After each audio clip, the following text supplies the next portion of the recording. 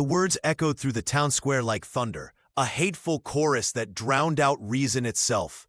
"Burn the witch," they screamed, their faces twisted with a righteous fury that only ignorance could fuel. But as flames licked hungrily at the pyre, a silhouette appeared on the horizon, a lone rider whose determination would challenge the madness of the mob. Before we begin, make sure to subscribe to the channel and comment where you're watching from. The merciless summer sun of 1874 hung like a brass lantern over Ash Hollow, baking the dusty square until the air itself seemed to waver and dance.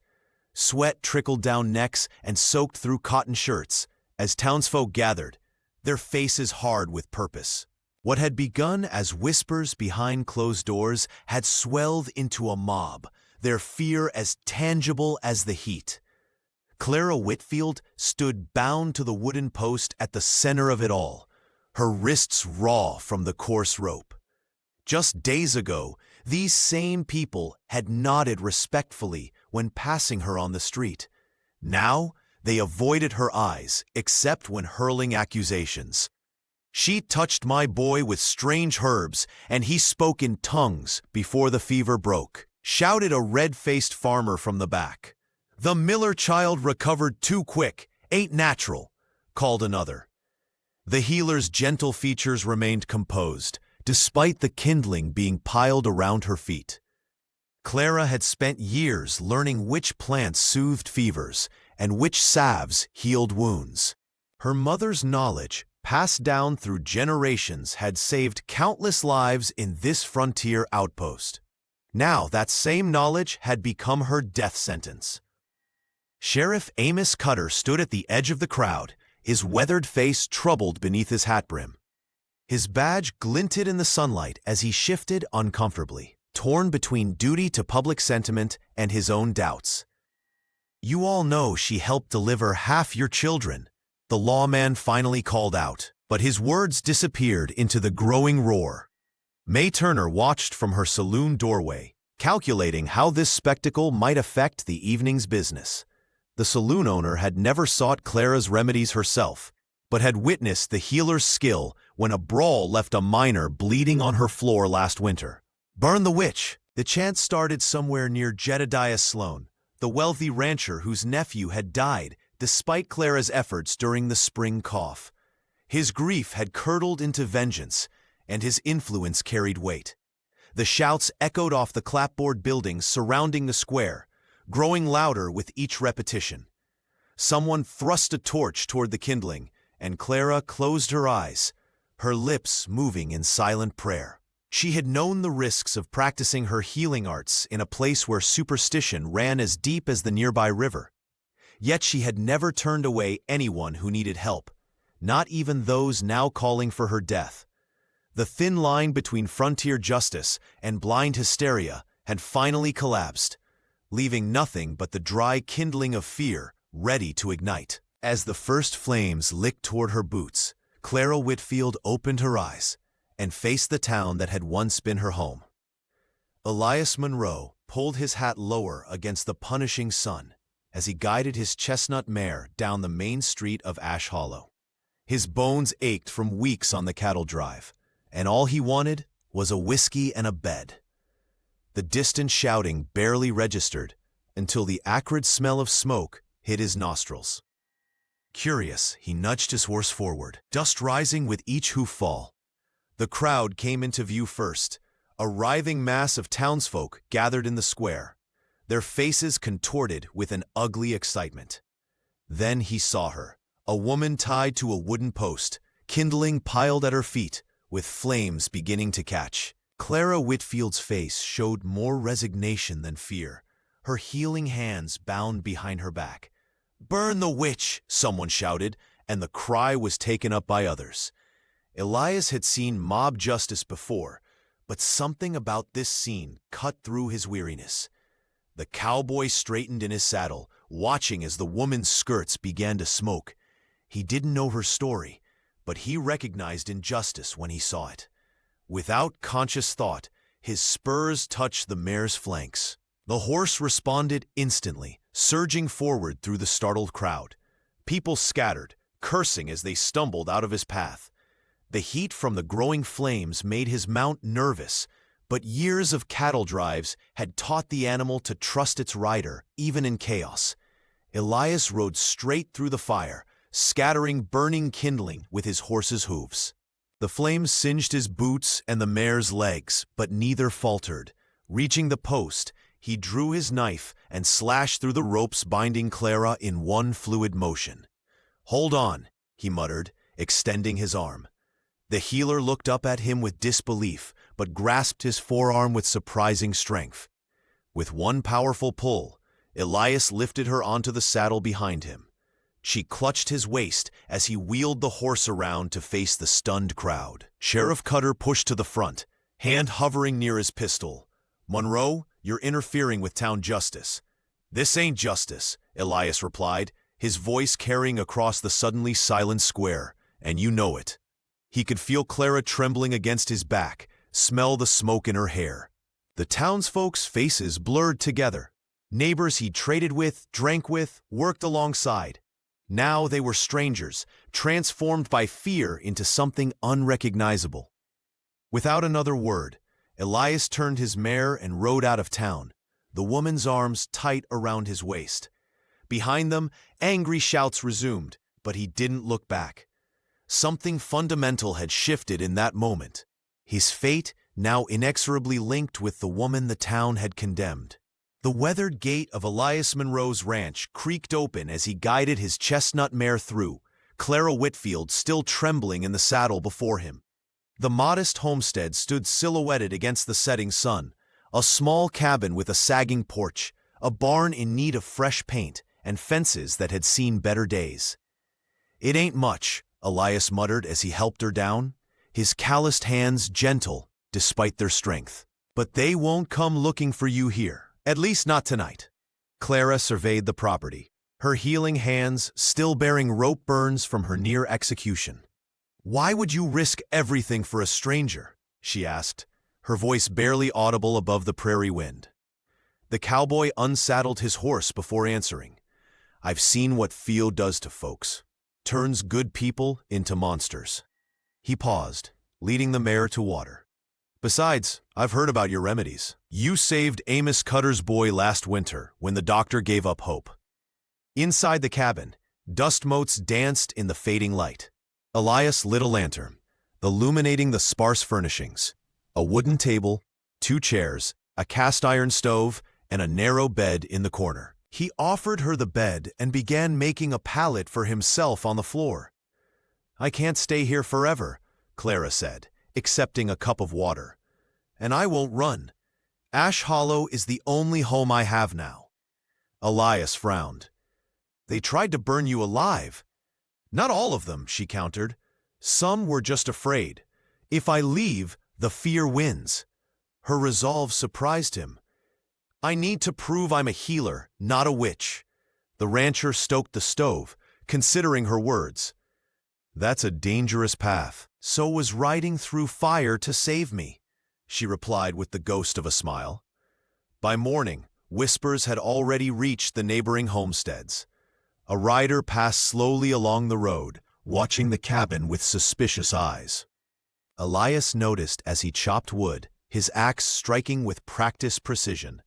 "Word travels fast," he told Clara when he returned inside. "Sheriff might come calling soon." She nodded, arranging her few salvaged herbs on the table. "Your neighbors won't take kindly to harboring me." "My neighbors didn't do much when Jedediah Sloan and his men dragged you to that post," he said bitterly. Clara touched his arm. "You did." As days passed, the ranch became a fortress of uneasy peace. Elias rode fence lines and tended cattle, always watching the horizon for trouble. Clara kept to the cabin, organizing her remaining remedies and mending Elias's worn shirts. Each evening brought new rumors from town, talk of witchcraft, of curses, of the strange cowboy who'd turned against his own. Elias felt the weight of isolation growing heavier, yet something in Clara's quiet determination kept his doubts at bay. "I've never belonged anywhere, not truly," he admitted one night. "But this is the first time I've been called an outcast." "We're outcasts together then," Clara replied, her eyes reflecting the lamplight. "For now." The crunch of boots on gravel outside his cabin door alerted Elias Monroe to a visitor well past midnight. Hand hovering near his revolver, he opened the door to find Sheriff Amos Cutter standing in the shadows, hat in hand. The lawman's weathered face looked even more lined in the dim lantern light. "Evening, Sheriff," Elias said, stepping aside to let him enter. "Bit late for social calls." Amos glanced nervously toward the back room where Clara Whitfield slept. "This ain't social, Monroe. I'm here because you've put yourself in a mighty precarious position." The sheriff declined the offered chair, preferring to stand near the door as if planning a quick escape. "That stunt you pulled in the square has folks talking. Not kindly, either." "Saving an innocent woman isn't a stunt," Elias replied, pouring 2 fingers of whiskey into tin cups. "Innocent or not, that woman was facing town justice." The sheriff accepted the drink, but didn't sip. "By cutting her loose, you've made yourself an enemy of Ash Hollow. Jedediah Sloan's been in my office every day demanding I arrest you both." Elias leaned against the rough-hewn table. "On what charges?" "Interfering with justice, harboring a witch, take your pick." Amos finally took a swallow of whiskey, wincing as it went down. "Some are even whispering about running you off your land, calling you an outlaw now." The word hung between them, outlaw. In frontier territory, it was practically a death sentence. "I've lived here 4 years, Sheriff. Paid my taxes, helped with roundups, never caused trouble. And folks respected you for it." The lawman set down his cup. "But that was before you rode through fire for the healer. Now they're wondering where your loyalties lie." Elias gazed out the small window toward his corral. The ranch wasn't much, a cabin, barn, and 30 acres of decent grazing. But it was the first place he'd ever called home after years of drifting. "I can't protect you if they decide to come for her again," Amos continued. "Not against the whole town." "I'm not asking you to." The sheriff placed his hat back on his head. "Think hard about what you're risking, Elias. Is she worth losing everything you've built here?" After the door closed behind Amos, Elias sat alone in the flickering light. The doubt crept in like the night chill. Was he throwing away his place in the only community he'd ever belonged to? But then he remembered Clara's face as the flames had licked toward her boots. The injustice of it all. His reputation or her life. When framed that way, there was no choice at all. Clara Whitfield resumed her healing work with quiet determination, operating from the shadows of Elias's ranch. Word spread through whispers. A child with fever here, an infected wound there, and desperate townsfolk began arriving under cover of darkness, seeking the very hands they had condemned days earlier. "Don't tell anyone you came," she would instruct each patient, mixing poultices from her dwindling herb supply. The healer worked tirelessly, asking nothing in return except discretion. Elias watched her gentle efficiency with growing admiration, fetching water and standing guard while she tended to those in need. One stormy evening, frantic pounding at the door revealed Sheriff Amos Cutter, his weathered face twisted with fear rather than authority. In his arms lay his 10-year-old daughter, Emily, her small legs swollen purple from a rattlesnake bite. "I wouldn't come if there was another way," the lawman confessed, his voice breaking. "Doc Wilson's 3 towns over. She won't last that long." Clara immediately cleared the kitchen table. "Lay her here," she instructed, already reaching for her supplies. The sheriff hesitated only briefly before placing his whimpering child on the wooden surface. Working swiftly, Clara cut away the girl's trouser leg, revealing 2 puncture wounds surrounded by angry flesh. "Hold her still," she told Elias, who gripped the child's shoulders while Clara made a precise incision to drain the venom. "It hurts, Pa," Emily cried out, tears streaming down her feverish face. "I know, sweetheart," Sheriff Cutter whispered, clutching his daughter's hand. His eyes never left Clara's movements as she applied a poultice of crushed herbs and wrapped the wound with clean bandages. Through the night, Clara battled for Emily's life, applying cool compresses and administering herbal teas to combat the fever. By dawn, The girl's color had improved, her breathing steadied. The sheriff, who had not moved from his daughter's side, looked up at Clara with red-rimmed eyes. "I was wrong about you," he admitted hoarsely. Clara simply nodded, too exhausted for vindication. Word of Emily's recovery spread through Ash Hollow like wildfire. Sheriff Cutter made no attempt to hide how the witch had saved his daughter, creating the first crack in the town's unified hatred. A few families even nodded acknowledgement when they passed the ranch on the main road. Yet beneath this tentative acceptance, resentment still festered. Jedediah Sloan gathered like-minded ranchers at May Turner's saloon, their voices low but venomous. "Devil's work," Sloan insisted, slamming his glass down. "She's bewitched the sheriff, too." May merely wiped the counter, her pragmatic eyes calculating which way the wind would ultimately blow. Meanwhile, Clara continued healing anyone who came, planting seeds of doubt in Ash Hollow's collective conscience, one patient at a time. The skies darkened over Ash Hollow with ominous speed. For 3 days, rain pounded the valley, transforming the gentle creek into a raging torrent that devoured everything in its path. When the wadis finally receded, they left behind a landscape of mud, debris, and desperation. Clara Whitfield wasted no time. With her satchel of herbs slung over her shoulder, she ventured out to aid those affected. The Sloan Ranch had been hit hardest, losing 2 barns and several head of cattle.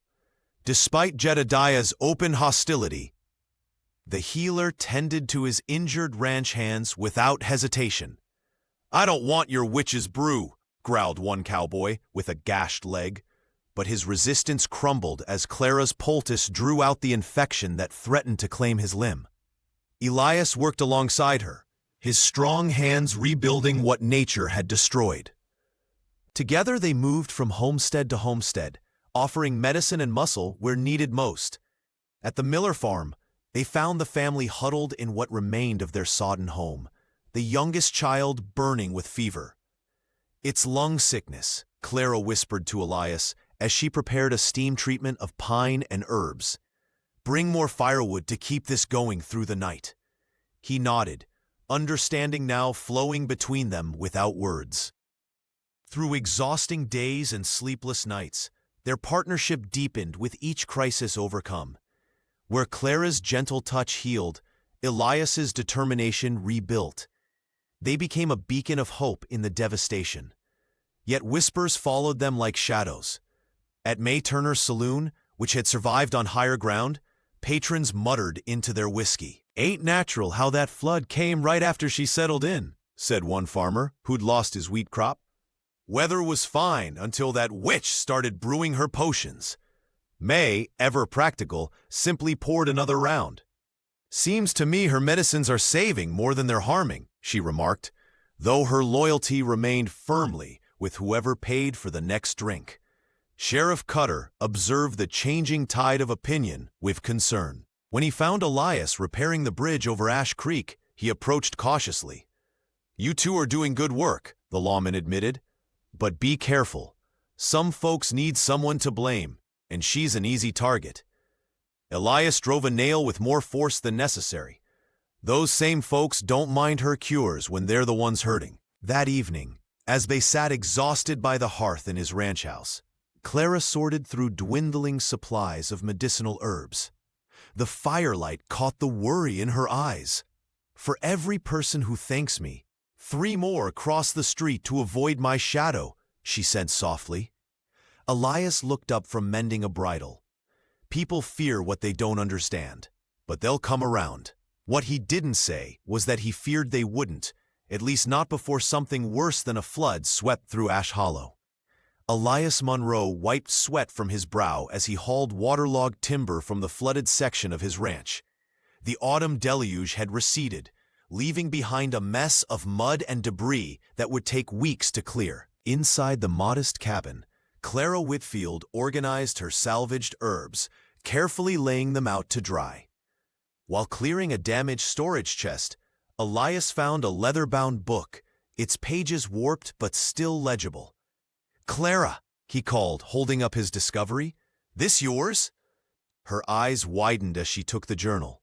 "My mother's," she whispered, running her fingers over the worn cover. "I thought it was lost in the flood." That evening, by lantern light, Clara shared her mother's writings. The pages revealed detailed accounts of missionaries who had taught her mother the healing arts, remedies from across the ocean, treatments for ailments common to frontier life, and careful notes on local plants and their properties. "This proves everything," Elias said, his voice rising with hope. "Your knowledge isn't witchcraft. It's science and compassion passed down through generations." The cowboy insisted they show the journal to Sheriff Cutter. The next morning they rode to town, the precious book wrapped carefully in oilcloth. The lawman listened thoughtfully, examining the pages with careful consideration. "This could help your case, Clara," the sheriff admitted, "but I can't promise how folks will take it." His warning proved prophetic. Word spread quickly through Ash Hollow, but not as they'd hoped. By midday, Jedediah Sloan had gathered a group outside May Turner's saloon. "Foreign practices," the rancher shouted to the crowd. "These ain't American ways of healing. Who knows what heathen rituals she's bringing to our town?" May stood in her doorway, watching the commotion with calculating eyes. Her business thrived on controversy, but she needed to back the winning side. "The journal only proves she's dabbling in strange arts," someone called out. Elias stepped forward. "Those strange arts saved the sheriff's daughter," he countered, but his words were met with muttered suspicions. That night, as they rode back to the ranch, Clara's shoulders sagged with disappointment. "I thought the truth would help," she said softly. "Truth takes time," Elias replied, his loyalty unwavering despite the setback. "But we've planted the seed." Back at the homestead, Clara carefully placed her mother's journal on a shelf. The book that should have been her salvation had only deepened the divide between old ways and new. As darkness fell over the prairie, both the healer and her protector sensed that the coming days would test their resolve in ways the flood never could. The arrival of the railroad survey crew sent ripples through Ash Hollow like a stone dropped in still water. Barrett Cole, a broad-shouldered man with calculating eyes, led a dozen workers into town one dusty afternoon. They came with promises of prosperity and progress written on official-looking documents and maps that showed Ash Hollow transformed into a bustling hub of commerce. "This town will triple in size within 2 years," Cole announced to the gathered townsfolk outside May Turner's establishment. The saloon owner watched with shrewd interest, already calculating how many more patrons might soon fill her tables. The town split almost immediately. Merchants and younger residents embraced the railroad's arrival, while ranchers like Jedediah Sloan viewed the surveyors as invaders. "They'll slice up our grazing land and bring in outsiders who don't understand our ways," the wealthy cattleman warned at an impromptu meeting. Elias Monroe found himself in an impossible position. His ranch lay directly in the proposed path of the tracks, yet he recognized the potential benefits the railroad might bring. When 3 workers suffered injuries during an initial survey, Clara Whitfield treated their wounds without hesitation. "You have a gentle touch, ma'am," one worker said as she wrapped his lacerated arm. "Different from what folks around here say about you." The healer smiled thinly. "People fear what they don't understand." Word spread among the railroad crew about Clara's skills. Soon, workers began visiting her at Elias's ranch, seeking remedies for everything from sunburn to stomach ailments. These outsiders held no preconceived notions about witchcraft. They simply saw results. Sheriff Cutter observed this development with cautious optimism. "Might be good for folks to see strangers trusting her," he told Elias during a chance meeting at the general store. But Jedediah Sloan had other ideas. He cornered Elias outside the store, several ranch hands lingering menacingly nearby. "Choose your side carefully, Monroe," the rancher warned. "Either stand with the people who've been here for generations, or throw in with those railroad vultures and that witch." That evening, Barrett Cole visited Elias's property with an offer. "Your land is valuable to us," the foreman explained. "We could make you a wealthy man." Elias glanced toward the small cabin, where Clara prepared dinner. And what about those who can't afford to start over elsewhere? Progress demands sacrifice, Cole replied simply. Later, as they ate by lamplight, Clara noticed Elias's troubled expression. "The railroad men respect you," she observed. "They might listen if you spoke for those who stand to lose everything." Elias nodded slowly. Maybe there's a way forward that doesn't require choosing sides, but building bridges between them instead. May Turner's saloon buzzed with whispers as Jedediah Sloan pushed through the bat-wing doors. His face twisted with grief and rage. The powerful rancher had buried his brother and nephew just 3 days prior, victims of the autumn flood that had ravaged half the county. The establishment fell silent as Jedediah slammed his fist on the bar counter. "Where's that cowboy who harbors the witch?" he bellowed, spittle flying from his lips. "Elias Monroe's got blood on his hands, same as that woman does." As if summoned by the accusation, Elias entered the saloon, his boots leaving muddy prints on the wooden floor. He'd come for supplies, not confrontation, but the tension in the room was palpable. The patrons shifted uneasily, forming a loose circle around the two men. "My kin would be alive if not for that witch's curse," Jedediah snarled, his hand hovering near his holster. "And you, protecting her like she's worth something. I'm calling you out, Monroe." Elias stood perfectly still, his weathered face betraying nothing. "Clara Whitfield is a healer, not a witch. Your family's passing is a tragedy, but blaming her won't bring them back." "Cowards talk," the rancher spat. "Draw your weapon or admit you're bewitched." May moved cautiously behind the bar, her pragmatic nature evident as she subtly removed her most expensive bottles from potential crossfire. The saloon owner had seen enough frontier justice to know when things might turn bloody. "I won't draw on you," Elias said firmly. "But if you need proof of my wits, I'll give you a challenge that doesn't end with a man in the ground." He uncoiled the lasso from his belt, the rope sliding through his calloused fingers with practiced ease. "Set up any target. If I miss, I'll leave town with Clara by sundown." Jedediah's laugh was cold, and if you hit it, then you acknowledge publicly that Clara had nothing to do with the flood. The saloon held its collective breath as Jedediah considered, then nodded curtly. Someone placed an empty whiskey glass on the far end of the bar, and another balanced a coin on its rim. Without hesitation, Elias flicked his wrist. The loop sailed across the room, encircling the glass without disturbing the coin. A murmur of appreciation rippled through the crowd. "Again," demanded Jedediah. "Something harder. 3 more impossible targets, 3 more perfect throws." The cowboy's skill was undeniable, his composure unshakable. Sheriff Cutter, who had been watching silently from the corner, finally spoke. "I believe that settles it, Jedediah." The rancher stormed out without honoring his promise, leaving Elias standing alone in a room full of people who no longer knew what to make of him. Some nodded with newfound respect. Others turned away, uncomfortable with his defiance of their shared prejudice. Elias had won the challenge, but lost something else in the process: the fragile acceptance of the only community he'd ever called home. The silver moon hung full and bright over Ash Hollow, casting long shadows across the prairie as 5 hooded figures dragged Clara Whitfield from her bed. She fought silently, knowing screams would fall on deaf ears in a town that had already condemned her. The men bound her wrists with rough rope, whispering that banishment to the desert wastes would cleanse their community of her dark influence.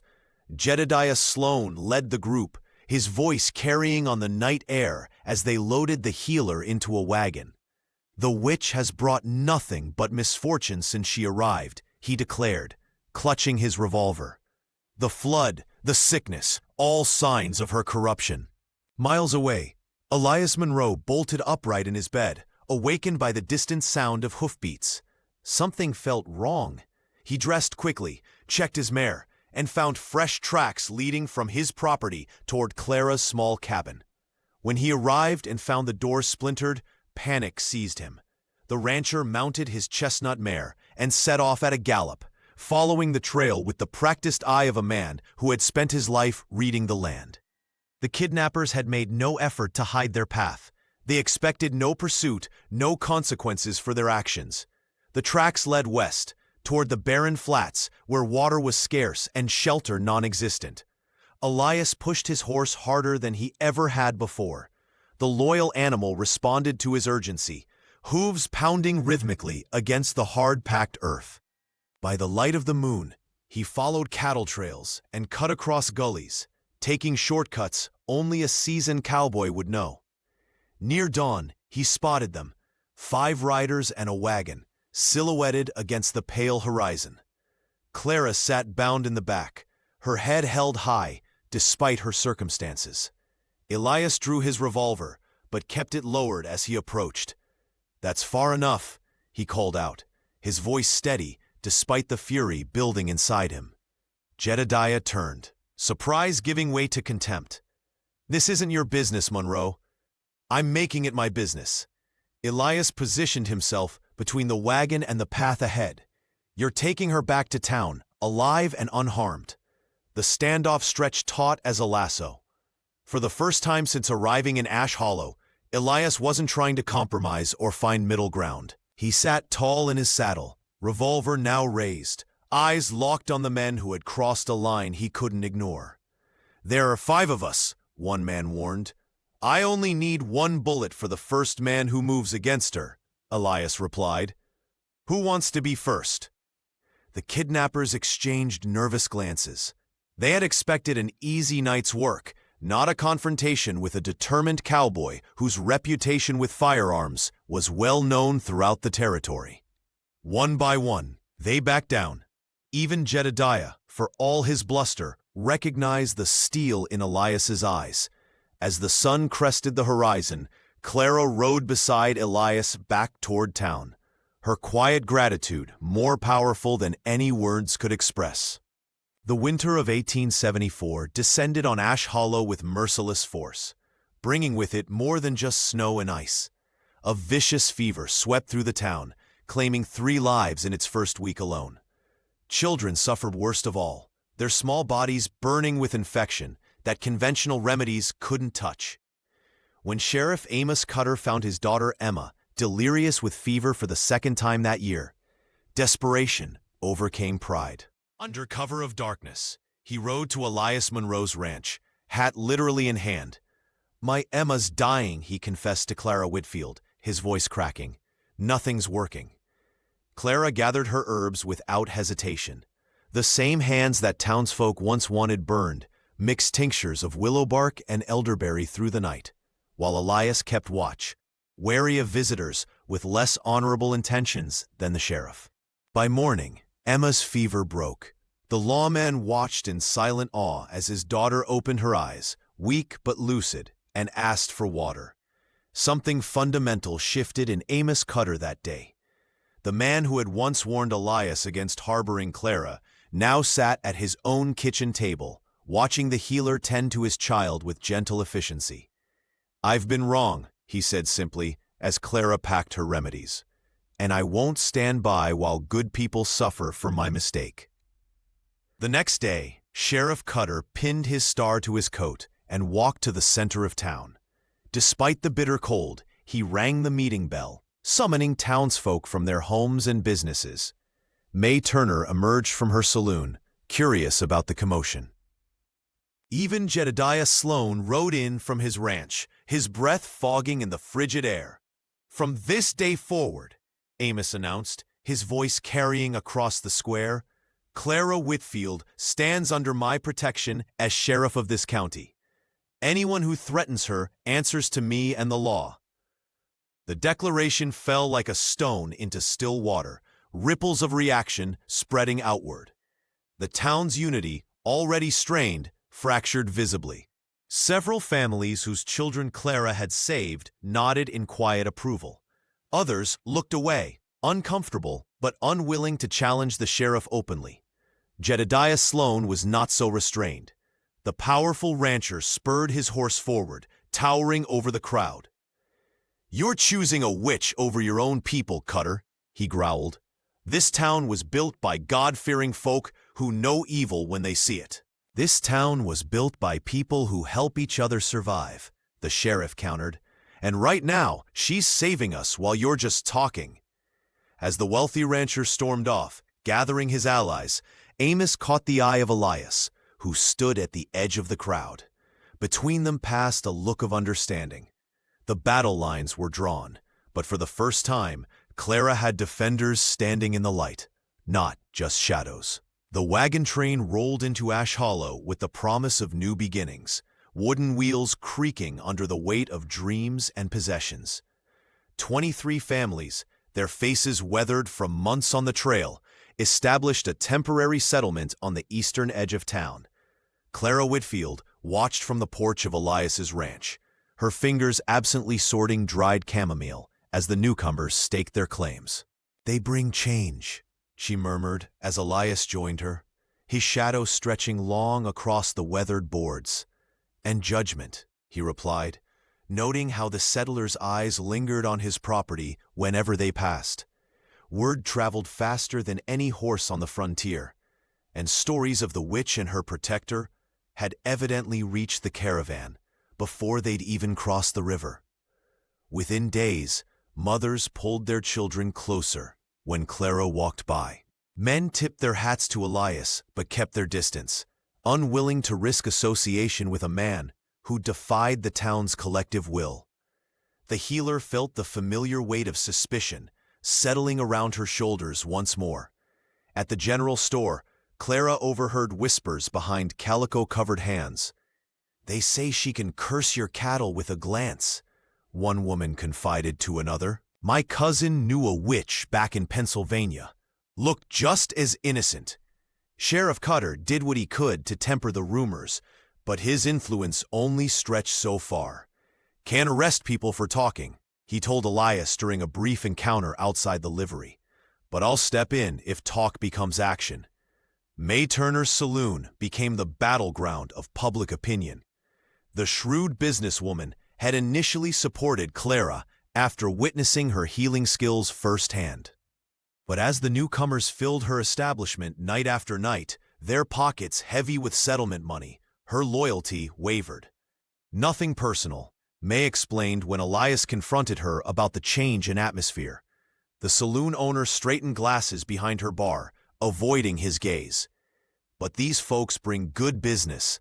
Can't afford to take sides when my tables are finally full again." Elias understood the calculus of survival on the frontier, but the betrayal stung nonetheless. "Seems like everyone's got a price," he remarked, dropping coins on the counter. That evening, Clara found him mending fence line, his movements sharp with frustration. "The town was just beginning to accept us," he said, driving a post into unyielding earth. Clara placed her hand on his arm, stilling his motion. "Progress isn't a straight line, Elias. Neither is healing." A rider approached, silhouetted against the setting sun. One of the newcomers, coming to deliver a message or a threat, they couldn't yet tell. The frontier had taught them both that sometimes there wasn't much difference between the two. The cattle drive stretched across the horizon like a living river, dust clouds marking their progress across the prairie. Elias Monroe rode at the flake, his weathered hat pulled low against the merciless sun. 2,000 head of cattle meant good money, enough to rebuild the storm-damaged barn and replace the fences torn apart during the autumn floods. His thoughts drifted back to Ash Hollow with each passing mile. "Keep 'em moving!" shouted the trail boss as a steer veered from the herd. Elias spurred his mount forward, expertly guiding the animal back into formation. The cowboy had forgotten how much he loved this life. The open sky, the rhythm of hooves, the simplicity of purpose. Yet something had changed within him. The freedom of the trail no longer felt complete. At night, while other drovers shared whiskey and tales around the campfire, Elias sat apart, whittling a small wooden figure. His thoughts were with Clara, alone at his ranch with only Sheriff Cutter's occasional visits for protection. The separation gnawed at him. Had Jedediah Sloan made good on his threats? Were the townsfolk respecting the sheriff's stand, or had they turned against the healer again? "You got roots now," observed an old drover, interrupting Elias's thoughts. "Seen it before. Man's face changes when he's got something to lose." The words struck deeper than intended. Elias had spent years drifting from town to town, ranch to ranch, never staying long enough to care. Now, the thought of Clara facing danger alone made his stomach twist with anxiety. Meanwhile, in Ash Hollow, Clara Whitfield continued her work despite whispers that followed her through town. Without Elias's steady presence, the more superstitious townsfolk grew bolder in their accusations. When young Billy Peterson fell ill with fever, his grandmother blamed Clara's evil eye rather than the contaminated well water. "She brought the sickness," the old woman declared at May Turner's saloon. "Monroe ain't here to protect her now." May, ever practical, simply poured another drink. "Seems to me the boy was sick before she looked at him," the saloon owner remarked, though she made no further defense. Each day of separation tested both Elias and Clara. For him, the cattle drive offered glimpses of his former life, a life that now felt hollow without someone to share it with. For her, each sunrise brought uncertainty about whether today would be the day the town's fragile tolerance would break. When a sudden thunderstorm spooked the herd, causing a dangerous stampede, Elias found himself thinking not of his own safety, but of returning to Ash Hollow. As he fought to control the panicked cattle, he realized that for the first time in his life, he had found something worth the risk of putting down roots. The wind screamed like a wounded animal as Elias Monroe and Clara Whitfield huddled inside the dilapidated line shack. Snow had begun falling that morning, gentle at first, then violent and unforgiving. They'd been checking the southern pasture when the sky darkened without warning, forcing them to seek refuge in this forgotten outpost on the edge of Elias's property. "Never seen a storm roll in that fast," Elias muttered, feeding kindling into the small iron stove. His fingers, normally steady on a lasso, trembled slightly from the cold. "Reckon we're stuck here till morning at least." Clara wrapped a threadbare blanket around her shoulders. "At least we have shelter." Her voice remained calm, despite the howling tempest that threatened to tear the roof from its supports. The healer had faced worse than weather. Human cruelty had proven far more dangerous than any blizzard. As darkness fell, the temperature plummeted further. They sat close, sharing body heat and stories from their lives before Ash Hollow. Clara spoke of traveling with her mother, learning which plants could heal and which could harm. Elias described cattle drives across territories where law existed only in theory. "Here," Clara said, opening her small medicine pouch. "These herbs can ease your cough." She'd noticed his occasional wheezing since they'd arrived. Elias hesitated, then accepted the mixture. "Never put much stock in remedies that don't come from a bottle," he admitted with a half smile. "And I never imagined learning to throw a rope from a cowboy," she countered, nodding toward the lasso he'd been absent-mindedly coiling and uncoiling. They passed the night, trading knowledge. Clara explaining how yarrow stops bleeding and willow bark reduces fever. Elias demonstrating knots that could save a life on the range. When the fire dimmed, they huddled closer, their shoulders touching. "Why did you really stay in Ash Hollow?" Clara asked suddenly. "After the town turned against you for helping me?" The cowboy stared into the embers. "Never had roots before. Strange time to find them, I suppose." Morning arrived with blinding whiteness. The storm had passed, leaving 3 feet of snow and a transformed landscape. As they prepared to leave, Clara noticed Elias looking at her differently, not with pity or protection, but with something deeper. "We should get back," he said, adjusting his hat. "Sheriff Cutter will have the whole town looking for us." Clara nodded, but neither moved immediately.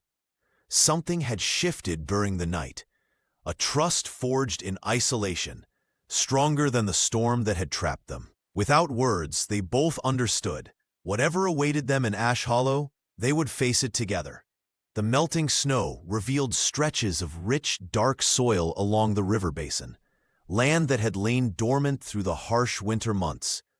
Elias Monroe stood at the edge of his property, watching as the morning sun glinted off puddles of snowmelt.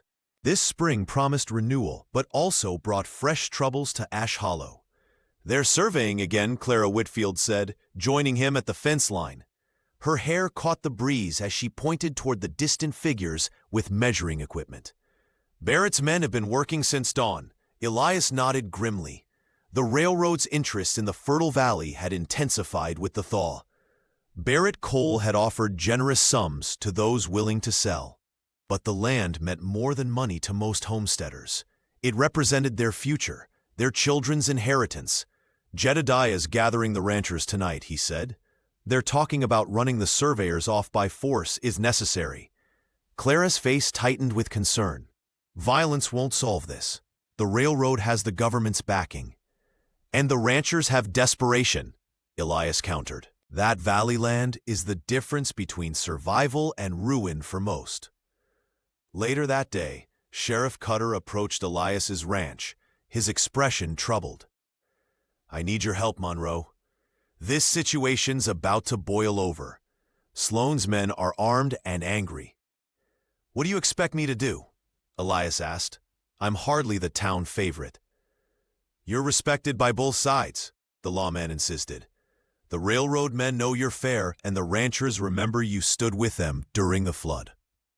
That evening, Elias found himself in May Turner's saloon, seated uncomfortably between Barrett Cole and Jedediah Sloan. The establishment buzzed with tension as ranchers and railroad men eyed each other warily across tables sticky with spilled whiskey. "Progress can't be stopped," Barrett argued, spreading maps across the table. "This line will bring prosperity to everyone." "Prosperity?" Jedediah spat. "After you've taken our best grazing land? Where will our cattle feed?" Elias listened, torn between the promise of growth and his loyalty to the people who'd worked this land for generations. When asked his opinion, he found himself repeating Clara's words from that morning. "There must be a middle path," he said finally, "a route that preserves the best valley land while still connecting Ash Hollow to the east." Later, returning to the ranch under a canopy of stars, Elias found Clara waiting. "What happened?" she asked. "Nothing's resolved," he admitted. "But they're talking instead of shooting. For now." Clara nodded, understanding the fragile peace he'd helped broker. "Sometimes that's all we can hope for, a chance to find common ground." As they walked toward the house, Elias knew the conflict was far from over. Spring had brought life back to the land, but also awakened old hungers and new ambitions that threatened to tear Ash Hollow apart once more. The crack of a gunshot echoed across the valley, sending a herd of cattle into blind panic. Elias Monroe barely had time to shout a warning before the stampede thundered past his position. His chestnut mare reared in terror as a steer veered toward them, its horn catching the horse's flank with brutal force. The animal screamed, a sound that would haunt Elias for nights to come, before crumpling beneath him. When the dust settled, Elias knelt beside his fallen companion, hands trembling as he assessed the damage. The gash ran deep along her hindquarter, blood soaking into the parched earth. This mare had carried him through blizzards and across sun-scorched plains, had stood steady when he cut Clara free from that burning post. Now she lay broken, eyes rolling with pain and fear. "I can't lose you too," he whispered, stroking her neck. The cowboy had already sacrificed his standing in Ash Hollow. This horse represented his last vestige of independence, his ability to work and protect what mattered. He managed to fashion a crude travois and drag the injured animal back to his ranch. Clara rushed out when she heard his approach, her face paling at the sight of blood. "She's dying," Elias said simply, voice hollow with exhaustion. Clara worked through the night, applying poultices of yarrow and comfrey from her dwindling supplies. Her gentle hands cleaned the wound while Elias held the mare's head, murmuring reassurances that felt increasingly empty as hours passed. Without her, "I can't patrol the boundaries," he admitted in the lantern's dim glow.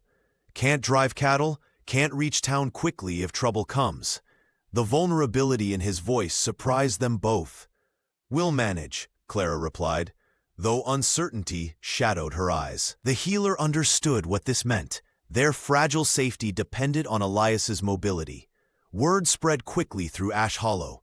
Some folks, those who'd benefited from Clara's remedies, offered spare mounts. Others whispered this was divine punishment for harboring a witch. Sheriff Cutter rode out himself, ostensibly to check on the situation, but really to warn them that Jedediah Sloan viewed this weakness as an opportunity. "Funny thing," the sheriff said before departing, "how a man can go from being the pride of the cattle drives to town pariah to someone folks are starting to respect again, all without changing who he is." Elias watched him ride away, feeling the weight of each transformation. Every choice had stripped away something of his former life, yet left something stronger in its place. As he turned back to the barn where Clara still tended his mare, he realized he was no longer certain where the losses ended and the gains began. It began with a single child, Emmett Parker, the blacksmith's son, who crept to Clara Whitfield's door with a badly burned palm. Clara treated him without question, applying a cooling salve while humming a gentle tune that seemed to ease his pain as much as the medicine. The next day, Emmett returned with his younger sister. The day after that, he brought a friend. Within a week, a small gathering of children would appear at dusk, slipping through the tall grass that surrounded Elias's ranch. They came with scraped knees, bee stings, and splinters, minor injuries they dared not show their parents for fear of being forbidden to visit the witch. Clara welcomed each one, her gentle hands working with the same care, whether treating a simple cut or teaching them which plants could soothe a cough. "My pa says you made the flood come," one freckled boy announced, while Clara wrapped his sprained wrist. "But I don't think you did." Clara smiled, though Elias noticed the flash of hurt in her eyes. "People often blame what they don't understand," she replied, tying off the bandage with practiced fingers. Elias watched from the porch, whittling a piece of cedar as the children gathered around Clara like eager apprentices. She showed them how to identify healing plants, explaining each one's purpose with the patience of a natural teacher. The healer never asked them to keep secrets from their parents, yet somehow an unspoken agreement formed. This knowledge was precious, to be protected from adult fears. "They trust you," Elias remarked one evening, after the children had scattered home before sunset. "More than their own folks do." "Children see with clearer eyes," Clara said, organizing her small collection of remedies. "They haven't learned to fear difference yet." One afternoon, Sheriff Cutter's daughter appeared among the group, proudly showing the others how Clara had taught her to make a poultice. The lawman's child, twice saved by Clara's skills, had become her most devoted student. Elias leaned against the weathered doorframe, watching this quiet revolution unfold. These children would grow into the next generation of Ash Hollow. They would remember a healer, not a witch.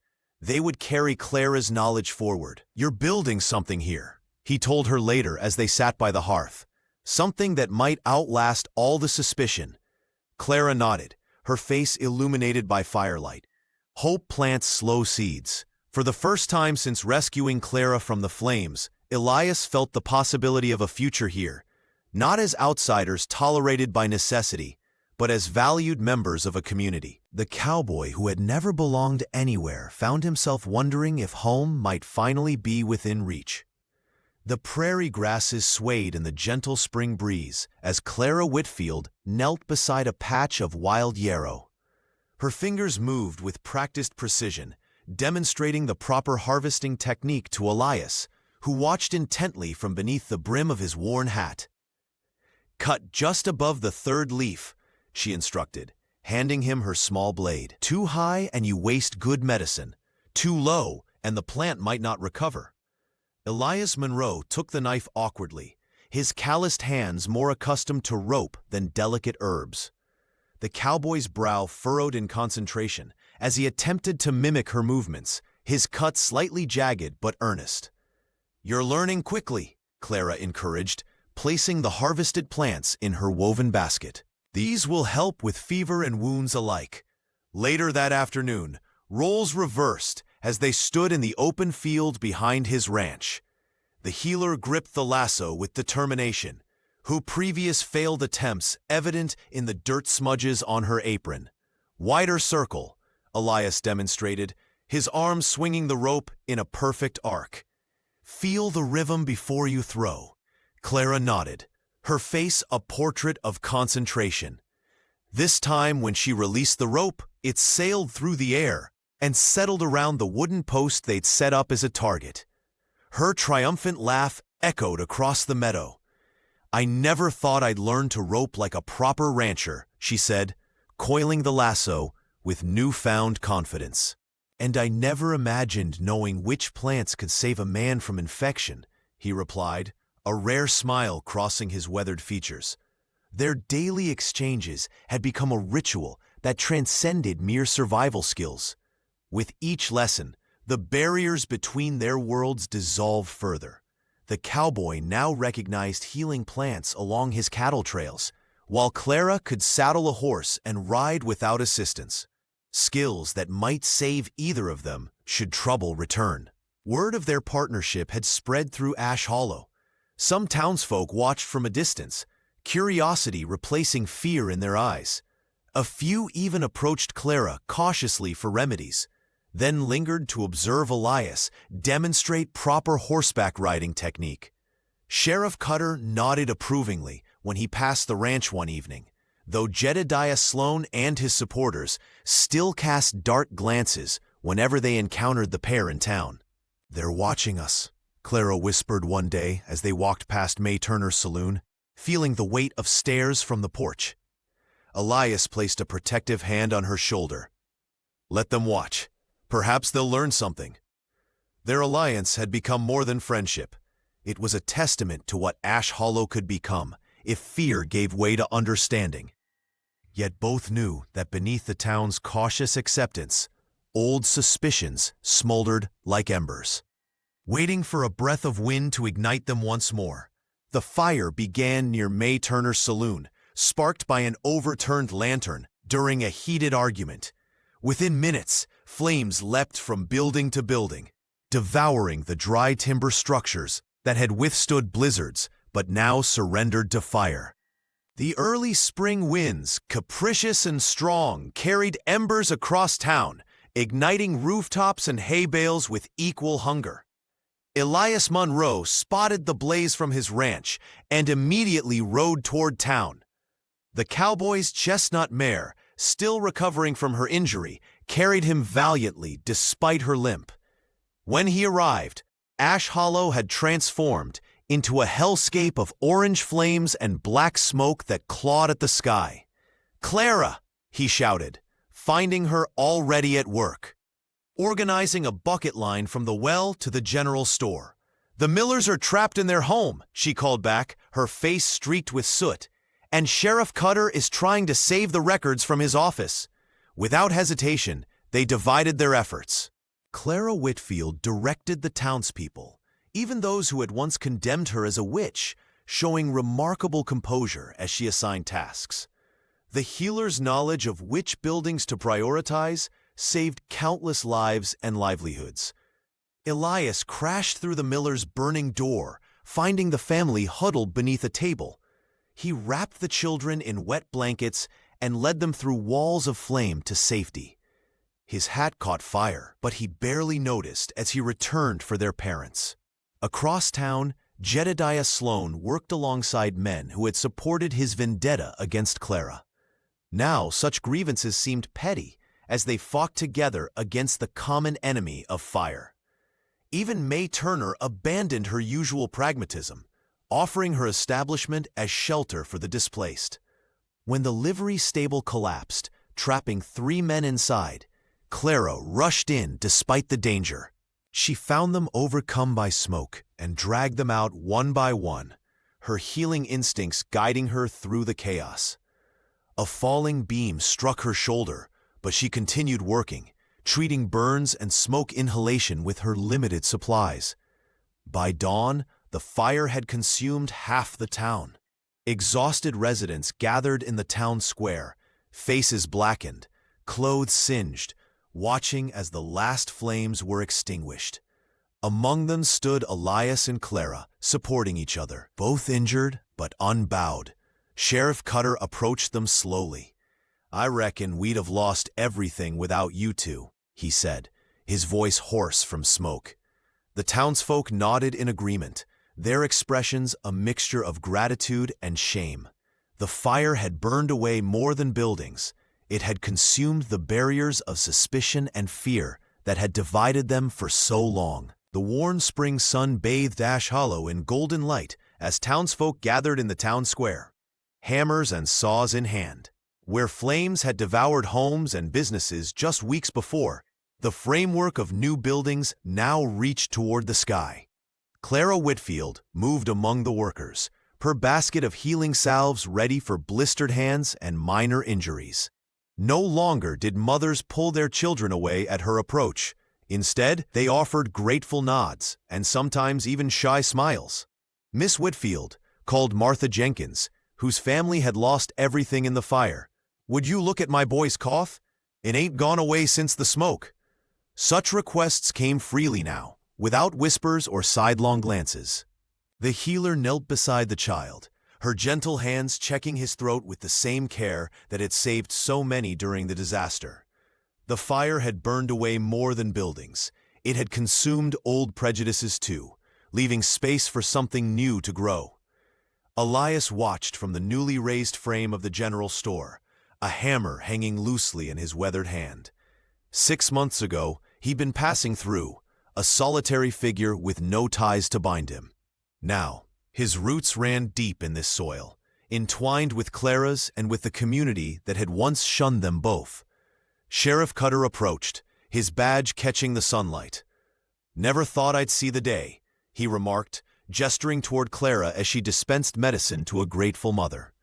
"Town's got a memory shorter than a rattler's temper." "Not shorter," Elias replied, "just wiser." The lawman nodded, understanding in his eyes. "Railroad's coming through next month. Barrett's crew is hiring. Thought you might want to know." But Elias shook his head.